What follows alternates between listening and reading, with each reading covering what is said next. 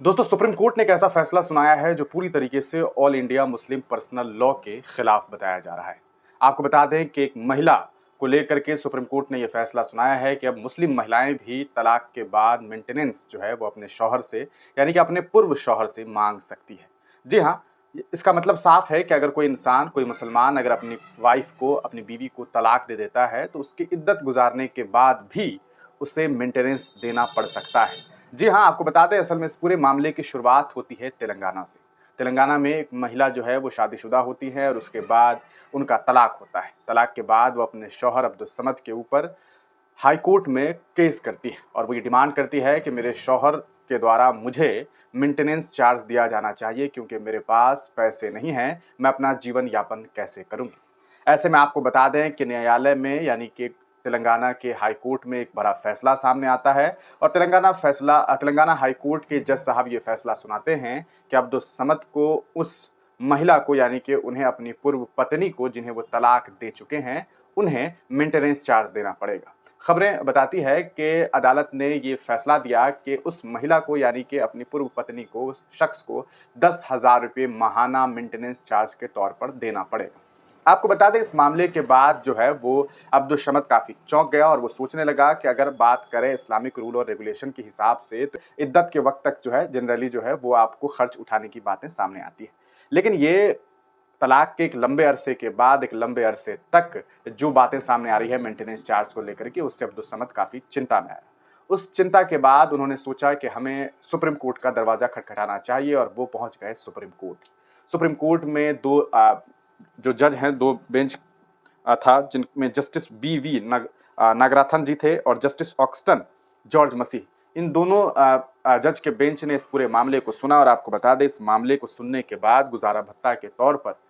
उस शौहर को यानी कि अब्दुल समद को ये फैसला दिया गया कि तुम्हें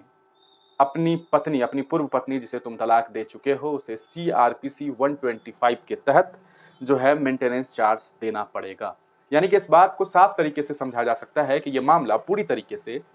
मुस्लिम पर्सनल लॉ एक्ट के विपरीत है, इस्लामिक कानून, शरिया कानून के विपरीत। लेकिन अब इसमें भी कुछ लोग ये कहने लगेंगे कि हिंदुस्तान में तो आपको संवैधानिक कानून के हिसाब से ही काम करना पड़ेगा। लेकिन आपको बता दें कि इसी संविधान ने इस देश के मुसलमानों को, इस देश के अलग-अलग धर्म के लोगों को अपना भी एक पर्सनल लॉ दिया है। उस पर्सनल लॉ के हिसाब से और अब जो सुप्रीम कोर्ट का ये फैसला सामने आया है, उसमें एक टकराव जो है वो देखने को मिल रहा है। इस पूरे मामले में आपको बताएं कि जो सुप्रीम कोर्ट है उन्होंने भी अब्दुल समद ने जो पिटीशन दायर किया था उसे रिजेक्ट कर दिया है और उन्होंने तेलंगाना हाई कोर्ट के फैसले को बरकरार रखते हुए ये आदेश दिया है कि तुम्हें मेंटेनेंस चार्ज जो है वो देना पड़ेगा। अब सबसे बड़ी बात है कि क्या ये मामला पहली बार हुआ है? ऐसा नहीं है। हम आपको याद दिलाएं शाह बानो केस। आपको मालूम होगा कि सन 1978 में जो है शाह बानो का डिवोर्स होता है और उसके बाद वो अदालत पहुंच जाती है। अदालत पहुंचने के बाद अदालत में ये फैसला दिया जाता है कि एक फैसला आता है और उस फैसले में ये बातें सामने आती है कि शाह बानो को, उनके शौहर को जो है वो आपको मेंटेनेंस चार्ज देना पड़ेगा। मेंटेनेंस चार्ज सीआरपीसी 125 के तहत जिसमें ये बातें कही गई है कि आपको अपनी पत्नी का जो है मेंटेनेंस गुजारा भत्ता उन्हें देना पड़ेगा। हालांकि मुस्लिम समाज के जो लोग हैं वो इस्लामिक लॉ के हिसाब से, शरिया लॉ के हिसाब से एज पर कहा सकता है कि all India Muslim personal law board जो एक्ट है उसके तहत जो सिस्टम है उसमें ऐसी चीज़ें शामिल नहीं है। आपको इद्दत के वक्त तक देने की बातें सामने आती है, लेकिन एक लंबे अरसे तक जो पैसे देने की बात सामने आ रही थी इस को लेकर के। और आपको बता दें कि जब सुप्रीम कोर्ट ने ये फैसला दिया था, जब 1978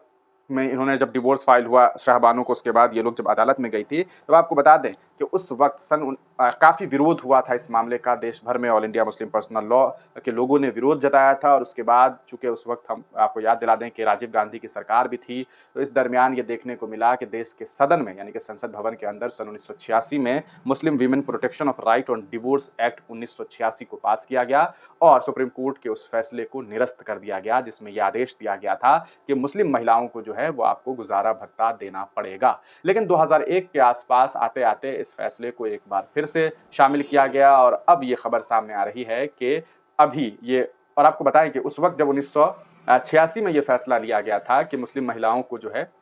1986 में जब सदन में ये बातें पारित हुई कि हाँ आप जो है मुस्लिम महिलाएं जो है उन्हें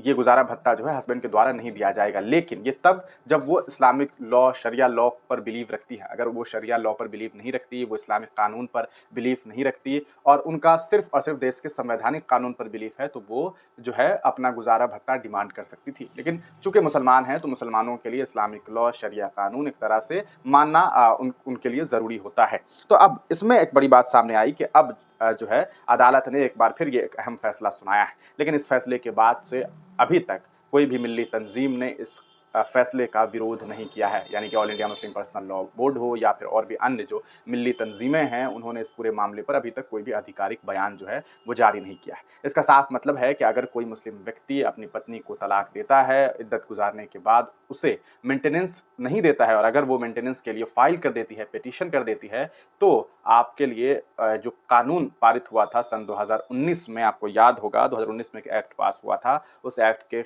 ज़रिए जो है कानूनी कार्रवाई भी हो सकती है। तो ये एक मुस्लिम पर्सनल लॉ बोर्ड के का जो कानून है, जो शरिया एक्ट है, जो शरिया लॉ है, उसके खिलाफ एक बड़ा फैसला सामने आया है। इस पूरे मामले पर अब देखना ये है कि जितनी भी मिल्ली तंजीमें हैं, वो क्या कुछ बातें जो है वो पेश करती है। आप तमाम लोग इस पूरे प्रकरण पर क्या कुछ सोचते हैं, अपनी राय कमेंट सेक्शन में ज़रूर दीजिएगा।